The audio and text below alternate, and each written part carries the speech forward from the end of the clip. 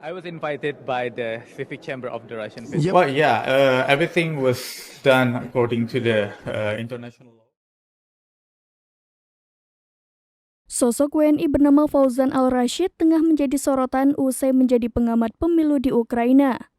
Nama Fauzan Al-Rashid tersorot setelah salah satu akun X mengunggah sebuah video yang memperlihatkan sosoknya tengah diwawancarai. Dalam akun X @jatosin tersebut dituliskan keterangan bahwa sosok Fauzan Al-Rashid tengah viral karena menjadi bagian dari pengamat internasional.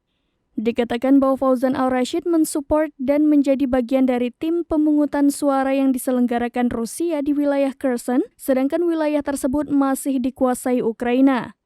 Atas penyelenggaraan pemungutan suara itu, Rusia dikabarkan melakukan pemilu yang dinilai palsu di beberapa wilayah Kherson.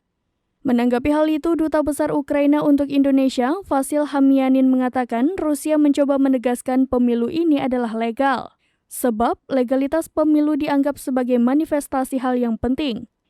Dubes Vasil menambahkan ada beberapa orang yang mengaku sebagai observer atau pengawas pemilu, tetapi mereka tidak mewakili negara, bangsa, ataupun mewakili badan hukum. Bahkan ada satu orang yang diduga sebagai warga Indonesia yang sudah lama tinggal di Moskow, Rusia, yakni Fauzan Al-Rashid.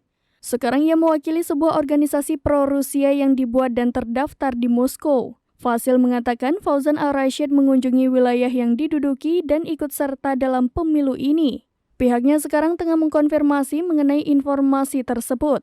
Lanjut Vasil, jika terkonfirmasi mengenai masalah ini, pihaknya pasti mengklaim ini dan meminta penegak hukum di Indonesia untuk melakukan penyelidikan. Ia juga menegaskan jika ada pelanggaran Konstitusi Nasional Indonesia, pihaknya menuntut agar Fauzan Al-Rashid diberikan hukuman sebagai penjahat ataupun penjahat perang dan dianggap sebagai orang yang melanggar kedaulatan wilayah Ukraina. Well, yeah, everything was done according to the international law.